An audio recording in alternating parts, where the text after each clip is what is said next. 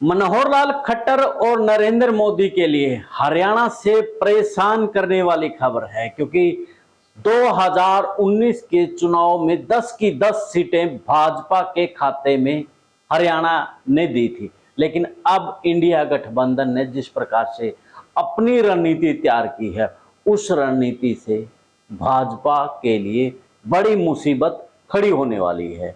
India गठबंधन में जितनी पार्टियां हैं, उनका टिकट वितरण अलग अलग से है। तो इनेलो का भी यानी कि एक लोकसभा सीट देने की बात हो रही है, तो वही आम आदमी पार्टी के खाते में भी 2 सीटों को लेकर के बात है। तो वहीं कांग्रेस के खाते में सिर्फ 6 सीट बचने वाली है। तो ऐसे में कौन सी पार्टी को कौन सी सीट मिलने वाली है, आज इसी पर हम चर्चा करेंगे। चर्चा करने से पहले द विश्व प्रेम न्यूज और हरियाणा न्यूज फ्लैश को शेयर और सब्सक्राइब कर लें, ताकि देश और प्रदेश की जुड़ी खबरें से आप अपडेट होते रहें।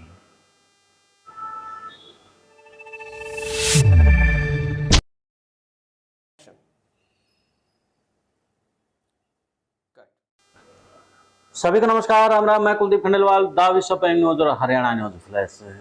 2019 के चुनाव में 10 की 10 सीटें हरियाणा ने बीजेपी के खाते में दे दी थी, लेकिन 2024 के चुनाव में इंडिया गठबंधन की रणनीति जैसे ही तय हुई, तो हरियाणा में जो दूसरी पार्टियां हैं, चाहे क्षेत्रीय पार्टियां हैं या फिर आम आदमी पार्टी है या फिर बीएसपी है, तो सबका गठबंधन को लेकर के अगर चुनाव लड़ा जाता है, सूत्रों के हवाले से बड़ी खबर यही हमें मिल रही है कि जो सरसा लोकसभा है, वहाँ इनेलो का गढ़ रहा है।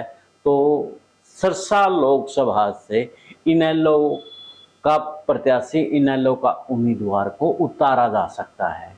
अगर इनेलो के प्रत्याशी को वहां से उतार देते तो कहीं ना कहीं वो मजबूत स्थिति में चला जाएगा, क्योंकि एक तरफ कांग्रेस का जो वोट बैंक है, दूसरी तरफ से जो आम आदमी पार्टी का जो वोट बैंक है, और तमाम जितनी भी इंडिया गठबंधन में पार्टियां हैं, उन सब का वोट बैंक मिलने के बाद जो इंडिया गठबंधन है वो बड़ी मजबूत स्थिति में खड़ा हो जाएगा।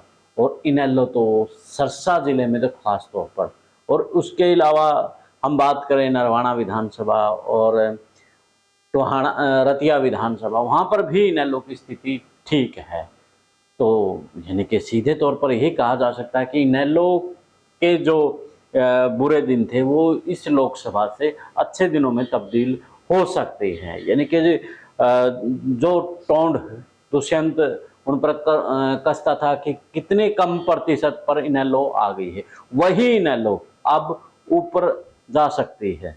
वैसे सिरसा लोकसभा में जो कांग्रेस टिकटार्थियों के नाम चले हुए थे, उनके लिए अब थोड़ी सी ये उनको भी परेशान करने वाली खबर है। वैसे देखा जाए तो अगर इनेलो के खाते में जाती है, तो कहीं ना कहीं इनेलो अपना ही उम्मीदवार को मैदान में मजबूत उतारेगी।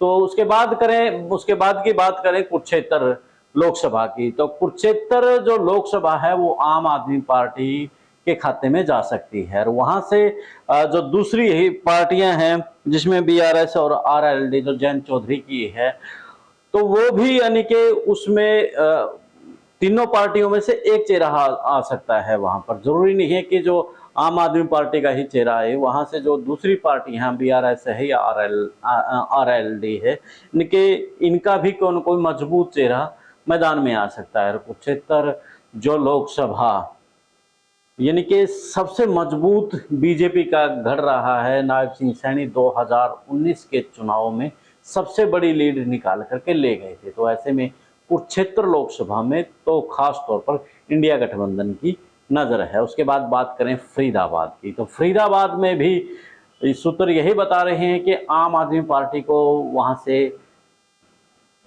सीट दी जा सकती है, क्योंकि दिल्ली से सटा फरीदाबाद है और वहाँ से जो दूसरे समीकरण बनते हैं इंडिया गठबंधन के लिए, तो बड़ा फायदा मिलने वाला है इंडिया गठबंधन को, खास तौर पर फरीदाबाद में। तो उसके बाद बात करें अंबाला की, तो अंबाला जो सीट है वो रिजर्व सीट है। तो अंबाला से भी यही चर्चा मिली है, जो सूत्रों ने बताई है कि अगर बीएसपी का गठबंधन हो जाता है तो अंतिम समय में बीएसपी को भी इस सीट से चुनाव लड़वाया जा सकता है, यानी कि इंडिया गठबंधन के तहत बीएसपी को भी यहाँ से जीवनदान मिल सकता है।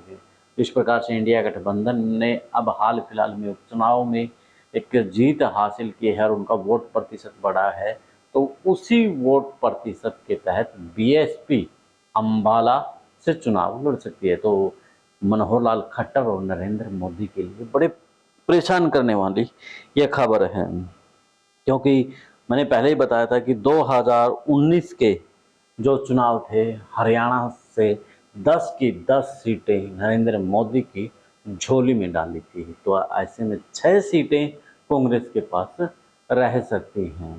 तो और खबरों के लिए विश्व प्रेम न्यूज और हरियाणा न्यूज फ्लैश आप देखते रहिए।